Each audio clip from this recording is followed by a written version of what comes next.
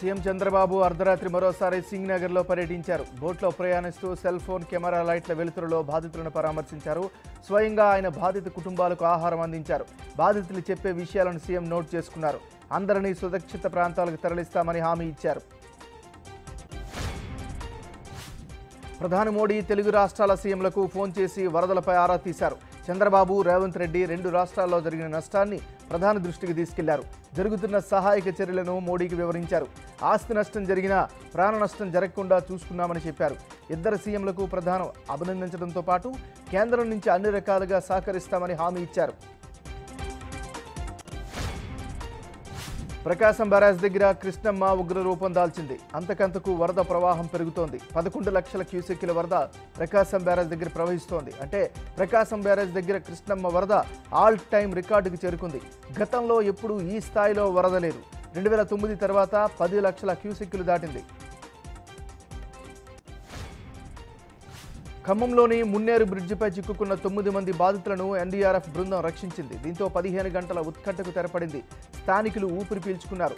మున్నేరు వరద ఉధృతికి బ్రిడ్జిపై నిన్న ఉదయం 8 గంటలకు 9 మంది చిక్కుకున్నారు. నిన్న సాయంత్రం 7 గంటలు దాటిన తర్వాత హెలికాప్టర్ వచ్చి బాధితులను కాపాడింది.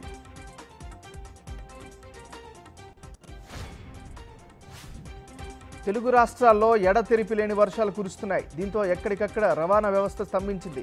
రోడ్లు, రైల్వే ట్రాకులు ధ్వంసమయ్యాయి. ఆది సోమవారాలు కలిపి 130 రైళ్లు రద్దు చేసింది రైల్వే శాఖ. ఇక మరో 90 రైళ్లను దారి మళ్లించారు. కాకినాడ నుంచి తిరుపతికి వెళ్లే కాకినాడ పోర్ట్ ఎక్స్ప్రెస్ను రాజమండ్రిలో నిలిపివేశారు. విశాఖ నుంచి కడప వెళ్లే తిరుమల ఎక్స్ప్రెస్ను కూడా రద్దు చేశారు. భారీ వర్షాలు కురుస్తున్న నేపథ్యంలో ఐఎండీ రెడ్ అలర్ట్ జారీ చేసింది. ఐటీ ఉద్యోగులు వర్క్ ఫ్రం హోమ్ చేయాలని Hyderabad police commissioner Joel David సూచించారు. ప్రజలు ఇంటి నుంచి బయటికి రావద్దని ప్రభుత్వం సూచించిన క్రమంలో కమిషనర్ ఈ ప్రకటన చేశారు. ముందు జాగ్రత్త చర్యలుగా ఉద్యోగులంతా ఇళ్లకే పరిమితమై వర్క్ ఫ్రం హోమ్ చేయాలని అన్నారు. దానివల్ల ట్రాఫిక్ సమస్య, ప్రమాదాలు నివారణ ఉంటుందని తెలిపారు. వాయుగుండం ప్రభావంతో తెలుగు రాష్ట్రాల్లో భారీగా వానలు కురుస్తున్నాయి. విజయవాడ, ఖమ్మం మొత్తం అతలాకుతలమయ్యాయి.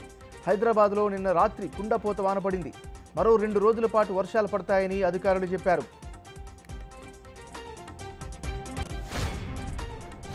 జనసేన అధినేత పవన్ కళ్యాణ్ పుట్టినరోజు జన సైనికులు సేవా కార్యక్రమాలు చేపడుతున్నారు. రాష్ట్ర వ్యాప్తంగా రక్తదాన శిబిరాన్ని నిర్వహించారు.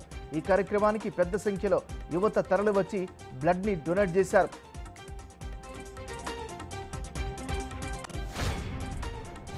పారాలింపిక్స్లో భారత్ ఖాతాలో మరో 2 పతకాలు చేరాయి. పురుషుల హై జంప్లో T47లో నిషాద్ కుమార్ వెండి పతకం సొంతం చేసుకున్నారు. ఆదివారం ఫైనల్లో అతను 2.04 మీటర్ల ఎత్తు దూకి 2వ స్థానంలో నిలిచాడు. మరోవైపు మహిళల 200 మీటర్ల T35 పరుగులో ప్రీతిపాల్ కాంస్యం సాధించింది. ఫైనల్లో ఆమె వ్యక్తిగత ఉత్తమ ప్రదర్శనతో 3వ స్థానంలో నిలిచింది. బంగ్లాదేశ్లో ఇటీవల ఆందోళన చేసిన నిరసనకారులకు పోలీసులు అల్టిమేటం జారీ చేశారు. హింసాకాండలో పోలీస్ స్టేషన్లపై దాడి చేసి తీసుకెళ్లిన ఆయుధాలు, మందుగుండు సామాగ్రి తిరిగి ఇచ్చేయాలని చెప్పారు. ఈ నెల 3 లోపు ఇవ్వాలని, లేదంటే చర్యలు తీసుకుంటామని చెప్పారు.